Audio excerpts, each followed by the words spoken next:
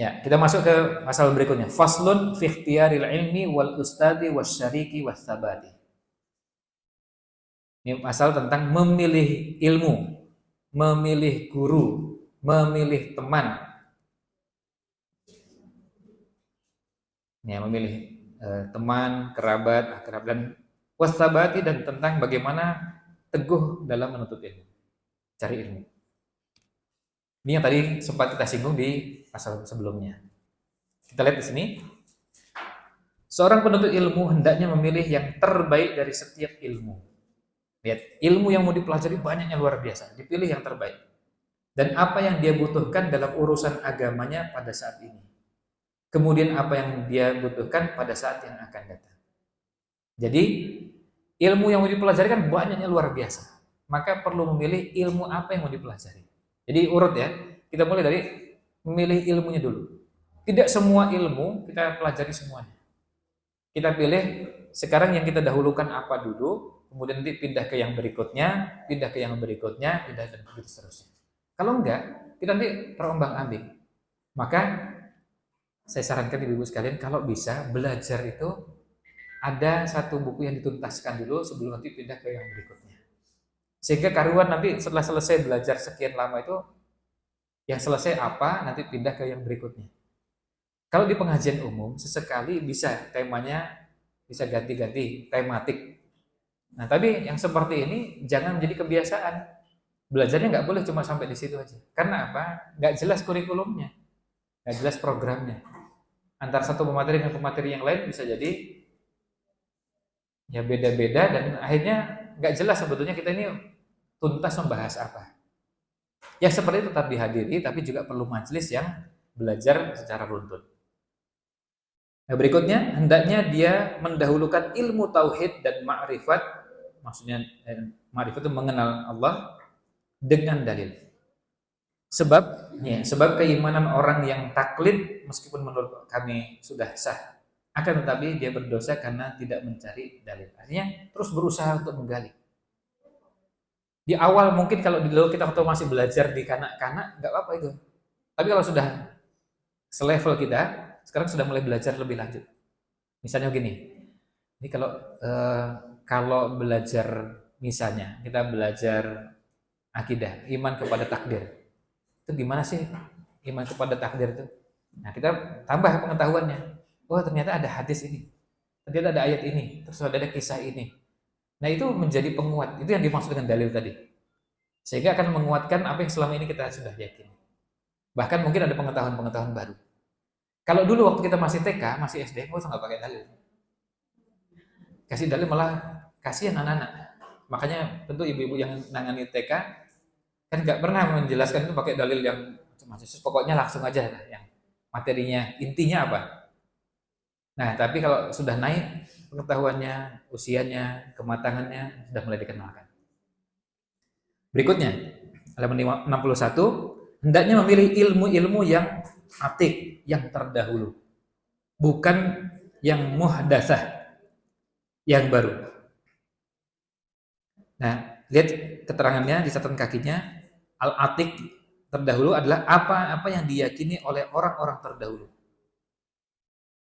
Yang diyakini oleh para pendahulu kita, mulai dari para sahabat, para tabi'in, tabi'in, ulama-ulama Islam, itu yang dinamakan al-atik, bukan ilmu-ilmu yang baru yang muncul belakangan ini. Ya, naik lagi ke atas, jadi itu yang dimaksud dengan al-atik. Mereka berkata, kalian harus berpegang kepada hal-hal yang terdahulu, yang disepakati, dan waspadalah dengan hal-hal yang baru, yang kadang masih diperselisihkan. Itu kalau ingin kita membuat urutan agar ilmu kita ini kokoh. Jadi yang dipelajari itu dulu.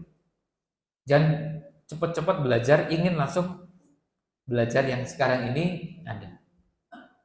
Kadang-kadang apa? Kadang-kadang sesekali kalau sekedar membaca, iya. Tapi itu bukan kegiatan rutin. Sebab nanti ilmu kita akan rapuh kalau tidak belajar dengan cara seperti ini. Kemudian, jauhilah dari menyibukkan diri dengan berbantah. Artinya debat, suka debat dengan tema-tema tertentu, itu nanti. Debat itu ada sendiri, nanti ada ilmunya. Tapi jangan sampai baru belajar udah senengnya debat, diskusi, nanti ribut lagi, ya, bikin gaduh, apalagi kalau di grup WA ya.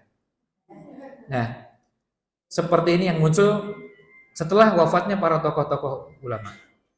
Karena hal itu hanya akan menjauhkan dari pemahaman. Kita jauh dari pemahaman, menyia-nyiakan umur, dan memunculkan kesedihan serta permusuhan. Coba, kalau kita berdebat, akhirnya apa? Kita jadi kemudian musuhan sama orang, bertengkar sama orang, nggak bisa akur. Karena apa? Karena berdebat. Hal yang termasuk tanda-tanda kiamat, yaitu diangkatnya ilmu dan pemahaman. Demikianlah yang disebutkan dalam hadis. Artinya, ini yang apa yang perlu kita waspadai. Jangan sampai kita belajar, kita malah sibuk dengan hal-hal yang justru tidak prioritas. Nah, itu poinnya. Itu poin pertama. Jadi, poin pertama adalah memilih ilmu. Ilmu yang dipelajari didahulukan ilmu yang A sebelum yang B. Nanti ada bahasannya tentang tahapan dan urutannya. Setelah kita mau gini, misalnya saya mau belajar akidah. Nah, nanti bahasan berikutnya belajar akidah itu ada tahapan dan urutannya. Tapi sudah betul pilihan ilmunya sudah betul. Milih akidah. Terus setelah itu apa? Saya memilih fikih. Setelah itu saya memilih akhlak. Itu pilihan-pilihannya udah betul. Tapi setelah itu nanti urutannya pas belajar fikih pakai apa? Belajar akhlak pakai apa? Nah, itu tahapan-tahapannya. Yang kedua, sekarang di halaman 63, sekarang memilih guru. Tadi memilih ilmu. Sekarang memilih guru. Hendaknya memilih orang yang paling alim, warok, dan tua usianya, artinya apa? Matang. Nah, maksudnya paling alim dari yang ada. Kalau sekarang tentu yang kita nggak mungkin yang tidak ada kan. Sekarang misalnya kita dihadapkan pada pilihan, ada 10 orang alim, kita pilih yang paling alim. Yang kedua, apa? Yang paling warok. Artinya beliau ini dikenal sebagai orang yang hati-hati. Ya, warok dalam artian hati-hati dalam mencari rezeki, mencari nafkah, tidak sembarangan mencari nafkah dari sumber yang halal dan haram, nggak diperhatikan. Kemudian ucapan, ya, lisannya terjaga. Lalu di sini usianya tua itu karena dulu di kalangan para ulama biasanya yang lebih tua itu lebih matang dan dewasa. Pada kasus-kasus tertentu ada orang-orang yang usianya muda tapi matang dan dewasa. Dan sebaliknya, maaf, ada yang usianya tua tapi ya, ya. Nah, kita bisa lihat itu. Maka ukurannya sebenarnya bukan umur. Misalnya tanya, Bu, umurnya berapa, Bu? Umurnya berapa, Pak? Berapa? Bukan itu. Itu bisa menjadi salah satu ukuran, tapi itu bukan satu-satunya ukuran. Makanya diposisikan bukan di yang pertama. Kenapa usia itu? Karena dengan usia orang punya pengalaman lebih banyak. Baik pengalaman belajar, termasuk pengalaman mengamalkan dan mengajarkan. Sementara kalau yang baru, kadang-kadang baru punya pengalaman belajar, belum punya pengalaman mengamalkan dan mengajarkan. Maka kadang-kadang pada saat mengulas bahasan itu, menjelaskan, nampak terlihat ada hal-hal yang tidak lazim, ada hal-hal yang unik, ada hal-hal yang aneh. Karena apa? Kurangnya pengalaman dalam mengajarkan ilmu tersebut. Berikutnya, sebagaimana Imam Abu Hanifah rahimahullah ta'ala, setelah merenungkan dan mempertimbangkan, akhirnya dia memilih Muhammad bin Sulaiman. Hanya memilih Hammad bin Sulaiman. Lihat catatan kakinya, Hammad bin Sulaiman al-Ash'ari adalah salah seorang tabi'in. Dia seorang yang luas ilmunya dan faqih. Imam Abu Hanifah mengambil sebagian besar ilmunya dan melazimi. Nah, ini di keterangan di sampingnya, melazimi itu artinya belajar dalam waktu yang lama. Kalau bahasa kita ngintili. Ya. Melazimi itu mengintili. Mengikuti. Nah, mengikuti. Belajar kepadanya selama 18 tahun. Coba lihat. Nah, ini namanya belajar tenanan tuh ya begini. Ini kuat nggak Bu belajar 18 tahun? Ya, insya Allah ya. Beliau wafat tahun 120 Hijriah. Nah, ini milih guru tuh sampai segitunya. Dan yang kedua, setelah sudah dipilih, nah belajarnya ditekuni dan belajar dalam waktu yang lama. Beliau berkata, saya mengenalinya sebagai seorang syekh yang berwibawa, santun dan penyabar dalam berbagai perkara. Dia juga berkata, saya terus belajar kepada Hamad bin Sulaiman hingga saya tumbuh dewasa. Bayangkan sampai 18 tahun, tentu perjalanan yang panjangnya luar biasa. Dan kalau kita baca biografi para ulama, belajar belasan tahun itu biasa. Malah justru aneh kalau ada ulama yang belajarnya cuma setahun, 2 tahun gitu nggak. Kalau belajar lama itu sudah biasa. Imam Muslim belajar pada Imam Bukhari berapa? Bukan setahun 2 tahun. Lalu Imam Bukhari belajar pada Imam, jadi belajarnya bukan setahun 2 tahun bukan, tapi belajar dalam waktu yang panjang dan lama. Ibnu Qasim belajar pada Imam Malik berapa tahun? Oh, 17 tahun. Jadi waktu yang sangat panjang sehingga mereka matang. Nah, berikutnya halaman 64, Imam Abu Hanifah rahimahullah taala berkata, saya mendengar salah seorang ahli hikmah Samarkand berkata, ada seorang penuntut ilmu meminta saran kepadaku tentang tempat mencari ilmu. Padahal orang itu sudah bertekad untuk pergi belajar ke Bukhara untuk menuntut ilmu. Ini menunjukkan bahwa belajar itu perlu milih guru. Nah, coba lihat lanjutannya. Begitulah hendaknya meminta pertimbangan orang lain dalam setiap perkara. Jadi kalau misalnya kita lihat ada yang lebih ngerti, paham, tanya. Misalnya ada ustazah mau tanya, kalau saya mau belajar Sirah Nabawiyah sebaiknya belajar kemana? Belajar sama siapa? Pakai buku apa? Kalau saya mau belajar bahasa Arab, saya mau belajar Quran, saya mau belajar, konsultasikan. Ini yang dimaksudkan di sini. Jadi minta pertimbangan. Kemudian Allah Ta'ala memerintahkan Rasulnya SAW untuk minta pertimbangan atau musyawarah dalam berbagai perkara. Ya, bayangkan Rasul aja musyawarah, masa kita enggak? Padahal tidak ada orang yang lebih pandai daripada beliau SAW. Meskipun demikian, beliau diperintahkan untuk bermusyawarah. Beliau meminta pertimbangan kepada para sahabatnya dalam semua perkara, bahkan dalam keperluan rumah tangga beliau. Artinya kadang-kadang beliau juga nanya, saran, masukan, untuk hal-hal yang memang tidak dengan, tentu beda dengan kalau itu pertimbangannya syariat, jelas tunggu wahyu. Tapi kalau pada hal-hal yang perlu minta saran, minta saran. Seperti tadi apa? Parah bolanya tadi itu kan bisa minta saran itu belinya di mana? Terus kualitasnya apa gitu. Itu bisa. Artinya untuk kan termasuk penyelenggaraan kegiatan seperti ini kan pasti ada yang minta saran. Minta saran, minta masukan. Itu bagusnya door prize-nya apa ya? Oh, karena ini emak-emak ya jadi perlu yang disesuaikan dengan, ya kan nggak cocok kalau di sini nanti ini apa barangnya obeng, malu, gergaji. Nah, kalau bapak-bapak mungkin cocok gitu ya.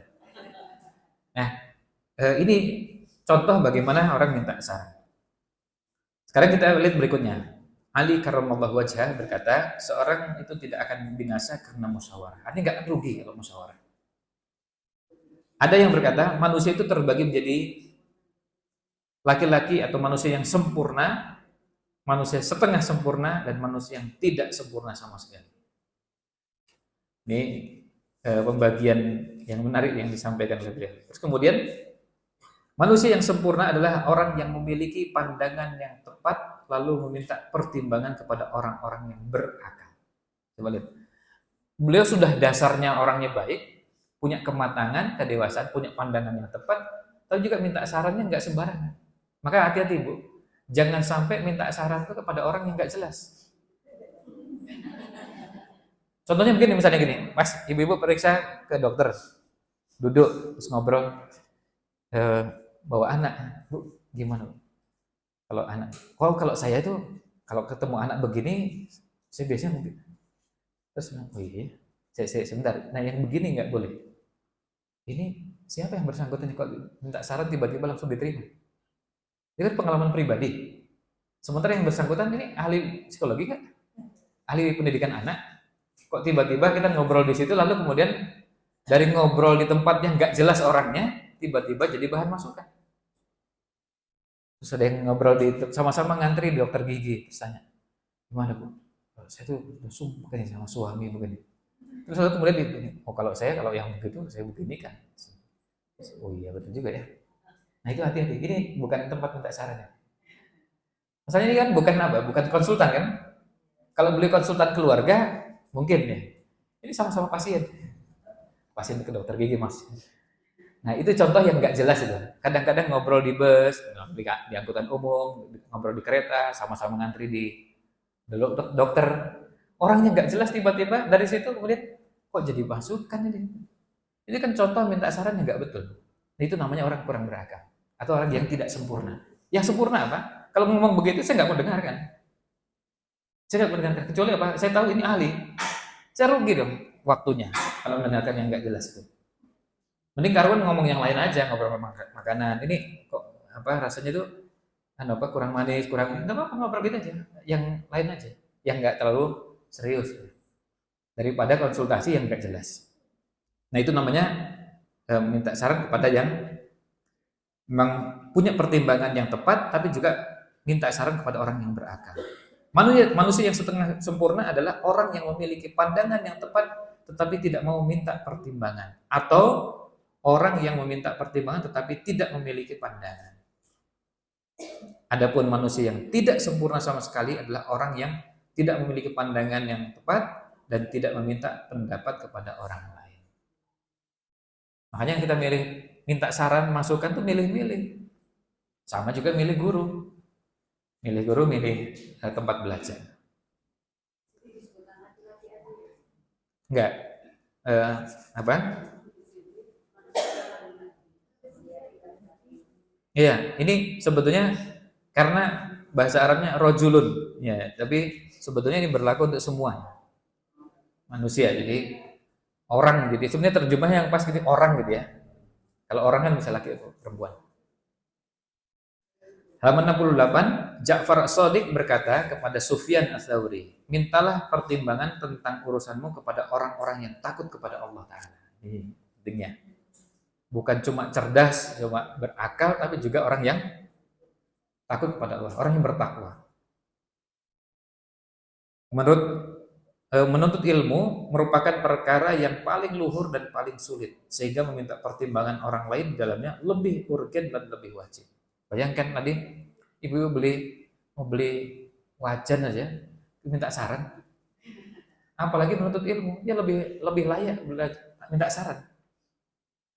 Kalau beli wajan kan nggak bisa sembarangan, beli panci nggak boleh sembarangan. Yang nggak bisa, yang penting murah, oh enggak. Yang murah tapi cepat rusak kan rugi. Minta saran, oh kalau menurut saya bagusnya yang merek begini, begitu. Nah itu bagus.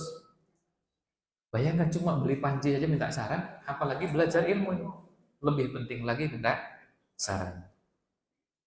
Halaman 69, Al-Hakim rahimahullah berkata, jika engkau pergi ke Bukhara, Bukhara tempatnya Imam Bukhari, sekarang tempatnya di Rusia ya. Janganlah tergesa-gesa untuk mendatangi banyak guru. Lihat, jangan tergesa-gesa mendatangi banyak guru. Akan tetapi tinggallah dulu selama 2 bulan agar engkau bisa mempertimbangkan dan memilih seorang guru. Karena bisa jadi apa? Pas sampai di sana, kok banyak sekali. Kalau di kita sekarang banyak, banyak ustadz, banyak tempat belajar. Ya sebentar, lihat dulu, dipertimbangkan dulu supaya apa? Memilihnya tepat. Sebab jika engkau mendatangi seorang ahli ilmu dan langsung belajar kepadanya, bisa jadi pelajarannya tidak menarik bagimu, lalu engkau meninggalkannya dan mencari guru yang lain, sehingga belajarmu tidak mendapatkan berkah. Maka dari itu, renungkanlah selama 2 bulan dalam memilih guru. Mintalah pertimbangan kepada orang lain sehingga engkau tidak meninggalkan guru tersebut dan berpaling darinya, serta tetap tekun belajar di sisinya. Dengan demikian belajarmu menjadi berkah dan ilmu menjadi banyak bermanfaat. Ukuran 2 bulan itu tidak baku ya, tidak harus 2 bulan, bisa saja kurang dari itu bisa, atau bisa lebih dari itu. Tapi intinya adalah milih. Ya. Ketahuilah bahwa kesabaran dan keteguhan itu merupakan dasar yang paling penting dalam segala hal. Akan tetapi jarang yang mampu melakukannya. Hal ini sebagaimana dikatakan dalam sebuah syair, setiap orang memiliki hasrat memperoleh kedudukan yang tinggi, tapi sedikit sekali orang yang memiliki keteguhan. Dikatakan, apakah keberanian itu? Keberanian adalah kesabaran sesaat. Jadi, ini perlunya kita menjalannya dengan sabar. Di halaman 71 di bawah, oleh karena itu penuntut ilmu hendaknya teguh dan sabar ketika belajar kepada seorang guru dan mempelajari kitab. Ini perlunya bersabar sehingga tidak meninggalkannya sebelum tamat atau selesai. Ya Bu, ya jangan pulang ya Bu ya. Duhur jangan nanti istirahat duhur jangan pulang terus nanti tiba-tiba menghilang sebagian gitu. Ini perlu sabar nih. Hendaknya juga teguh dan sabar mempelajari bidang ilmu tertentu sehingga tidak menyibukkan dengan bidang ilmu lainnya sebelum ahli dalam bidang ilmu yang pertama. Jadi jangan cepat-cepat segera pindah. Maksudnya gini, sekarang kita fokusnya ke buku ini. Tapi tadi tergoda ingin membahas tentang bahasan sholat sih nanti. Ada yang tergoda ingin bahas tentang tadi bahasannya tentang akhlak. Nanti ini bukan saatnya. Jadi ada yang tergoda ingin membahas tentang nanti sebentar kita selesaikan dulu ini, baru nanti pindah ke yang berikutnya. Itu bagian dari proses belajar. Nanti begini, kalau kita sudah terbiasa, itu akan membentuk perilaku dan akhlak. Makanya kita bisa lihat orang-orang yang kuat belajar itu cenderung bisa menuntaskan ilmu satu persatu. Makanya kalau ditanya pernah belajar apa, itu tadi ada yang dengan sangat lancar menyebutkan, oh saya pernah belajar A, B, C, D dan seterusnya. Tapi yang nggak tuntas tuh pernah belajar apa?